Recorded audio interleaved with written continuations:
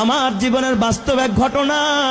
বগুড়ায় কয়েক মাস আগে আমার এক মাহফিল শেষে যখন ছাত্রদেরকে পাগড়ি প্রদান করতেছিলাম, হাফেজ ছেলেরা পাগড়ি নিতেছিল, নাম বলতেছে এক এক ছেলের মাথায় আমরা পাগড়ি পড়াচ্ছিলাম, আলেম ওলামারা সহ।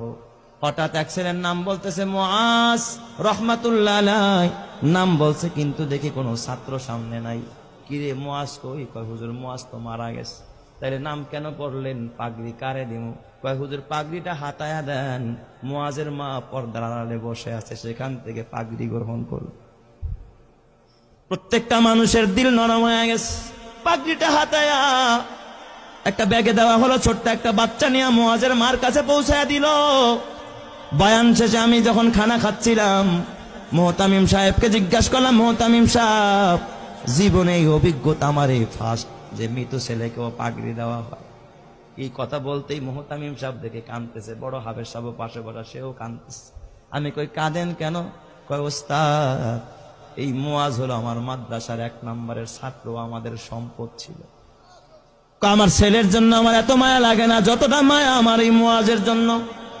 আমি বললাম এত কি গুণ এই মুআজের? কয় ওস্তাদ, মুআজ 18 মাসে কোরআনের হাফেজ হয়, জীবনে পাগড়ি ছাড়া নামাজ পড়ে নাই, মুআজের বাবা নাই, মুআজের মা বড় অসহায়, এই মাদ্রাসা লিল্লা বোর্ডিং এ মুআজ রে এতিমখানায় ফ্রি খাওয়াই আমরা, চিকিৎসা পর্যন্ত আমরা করাই।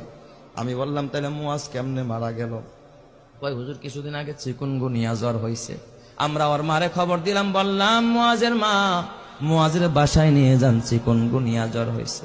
মুআজ বাসায় যাইতে চায় না। কয় ওস্তাদ বাসায় গেলে জামাতের সাথে নামাজ পড়তে পারি না, ফজরের নামাজটাও জামাতে পড়া হয় না, আমারে বাসায় দিয়েন না, মরে যাই তো মাদ্রাসায় মরবো, বাসায় যাবো না।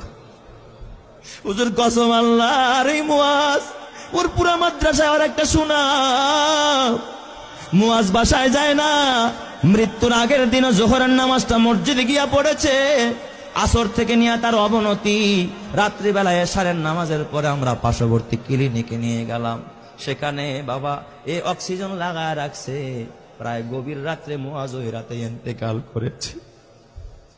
হুজুর মুআজ ইন্তেকাল করেছে, আমরা স্তব্ধ হয়ে গেছি। মুআজের দাফনটা আমাদের মাদ্রাসার গেটের পাশে মাদ্রাসার কবরস্থানে আমরা করেছি। হুজুর আমি বললাম তাহলে ঠিক আছে, মুআজ ইন্তেকাল করলো, তাহলে পাগড়ি কেন মুআজের মাকে দিতে হবে? কয় ওস্তাদ আপনি তো জানেন না। এই কথা বললাম, মোহতামিম সাহেব একটা ডেস্কের বয়ের টান দিয়ে একটা চিঠি বের করছে। কয় দেখেন এই যে পত্র পাঠাইছে মুআজের মা। আমি চিঠিটা খুইলা দেখি মুআজের মা লিখছে সংক্ষেপে, ওস্তাদ হাফেজ সাহেব সব ছাত্রকে